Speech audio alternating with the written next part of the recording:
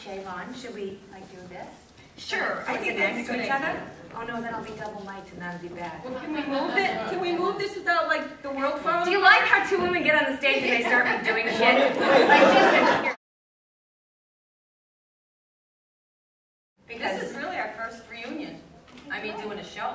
Right, because apparently on radio in Chicago, you have to only have a penis to be allowed. It's not about vengeance or who's right and who's wrong and competition and there's lack and not enough for everybody. There's enough for everybody. There's enough for everybody. So we have to support each other, no matter what it is, whether we're with our families or with our friends or with other incredibly talented women. And I think that's what we want to try to do with this series, isn't it? Absolutely. So when we talk about loving yourself, it's, you know, we always say, oh, we gotta love ourselves, we gotta love ourselves. Well, it's not as easy to do unless we do something that's gonna help us to love ourselves.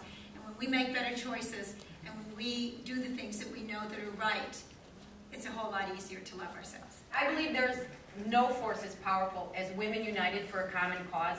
And nothing breaks my heart more than to see women fighting.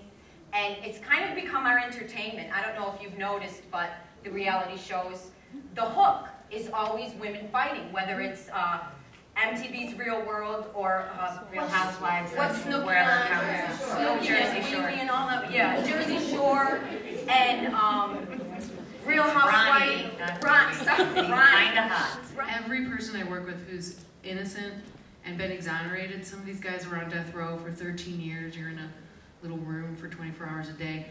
Everyone comes to this realization that you being angry, bitter, a jackass, it won't hurt the prosecutor who you think should have known better, or the detective who you think should have handled the case better. It literally won't even put a scratch on those people. So the only person you're hurting is you.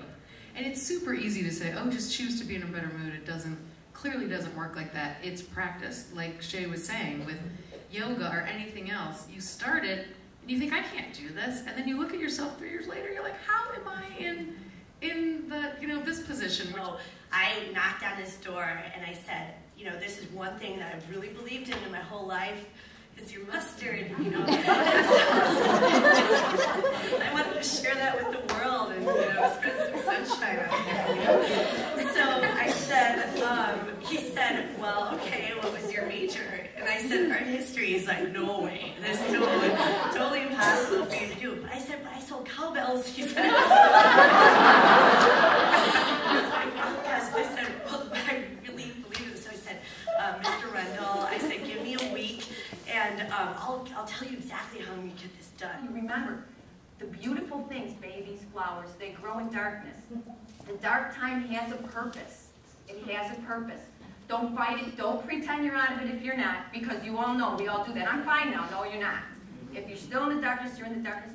Just be as nice as you can to yourself while you're in that darkness. Don't beat yourself up. Don't be mean to yourself. And I feel like sometimes everybody just wants to take a pill and make it go away and make it better. Whatever it is at work, with our relationships with our kids, but sometimes feeling it, I'm not talking about dwelling on it, but feeling it and walking through that fire like you talk about. In the darkness, good things will come and great things will grow. So embrace it. Sometimes you still need a pill though. I mean, seriously, you know, yes, I know. Or Chardonnay. All right, thank you, everybody.